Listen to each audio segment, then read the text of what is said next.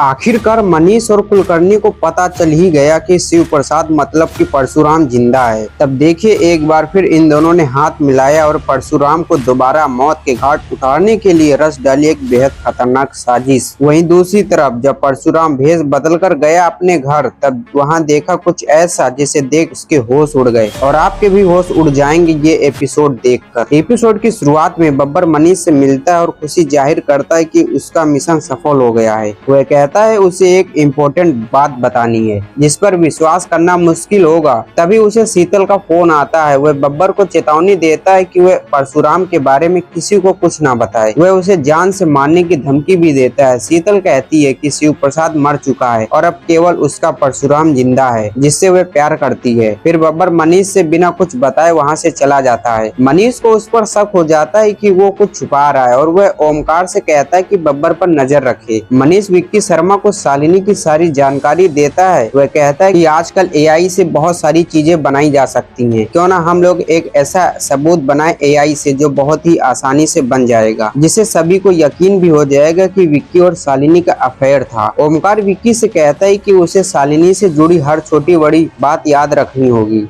विक्की वहां से चला जाता है। मनीष ओमकार से कहता है कि विक्की उस ट्रम्प का इक्का है जो शालिनी की जिंदगी बर्बाद कर देगा। दूसरी ओर शालिनी पूरी तरह टूट चुकी है। पीहू उसे खाना देती लेकिन वह खाने से मना कर देती है। चिंटू शालिनी से बात करने से मना कर देता है। वह उस पर अपने पिता की हत्या का आरोप लगाता है। शालिनी इन आरोपों को नकार देती है और पीहू से कहती है कि वो चिंटू को समझाए कि उसने उसके पापा को नहीं मारा है। उधर शीतल बब्बर को मिलने बुलाती है जहां पर परशुराम भी है और यह सब ओमकार देखता है कि बब्बर कहीं जा रहा है। वो भी उसके पीछे जाता है। तभी मनीष शालिनी को कॉल करता है और शालिनी से कहता है कि शिव प्रसाद मर चुका है और अब उसे उसका अंतिम संस्कार करना चाहिए। शालिनी कहती है कि शिव प्रसाद जिंदा है। मनीष उसे डांटते हुए कहता है कि बहुत चालाकी से काम ले रही है। वह आरोप लगाता है कि उसने अपने पति की हत्या की और अब मासूम बनने का नाटक कर रही है। उसका किसी और के साथ अफेयर था, इसलिए उसने अपने पति को रास्ते से ही हटा दिया। शालिनी फिर से कहती है कि उसका पति जिंदा है। मनीष उसे मंगलसूत्र और मांग में सिंदूर लगाकर बच्चों को धोखा देना बंद करने को कहता है और सच्चाई स्वीकार करने के लिए कहकर फोन काट देता है। शालिनी का दिल और भी टूट जाता है। इसके बाद मनीष अपने आप से कहता है कि शालिनी ने उसकी बेटी को खून के आंसू रुलाए हैं, इसलिए वह उसे चैन से जीने नहीं देगा। अगले दिन भार्गवी शालिनी से मिलने आती है और उसे एक बुरी खबर देती है। वह बताती कि अगले दिन स्कूल उसके दोनों बच्चों का ट्रांसफर सर्टिफिकेट दे देगा। उधर शिव प्रसाद उस घटना को भूल नहीं पा रहा। उसे लगता है कि उसने उस गुंडों को पहले ही कहीं देखा है। वह बंदूक के मॉडल के बारे में पता करता है और सोचता है कि क्या शालिनी के पास इस बंदूक का लाइसेंस है, क्या यह सचमुच उसी की बंदूक है। शिव प्रसाद बलराम को फोन करके बताता है कि वह जिंदा है और उसकी पत्नी ने उसकी मौत का इल्जाम अपने ऊपर ले लिया है। यह सुनकर बलराम बहुत खुश हो जाता है। वह शिव प्रसाद से शालिनी को बचाने की गुहार लगाता है क्योंकि हर कोई उसे परेशान कर रहा है। शिव प्रसाद कहता है कि वह परिवार की सुरक्षा कर लेगा और फिर वह बलराम से विक्की शर्मा के बारे में सारी जानकारी इकट्ठा करने को कहता है। वह जानना चाहता है कि विक्की का शालिनी से क्या संबंध है। बलराम उससे पूछता है कि उसकी जान किसने बचाई। शिव प्रसाद बताता है कि उसे शीतल ने बचाया था।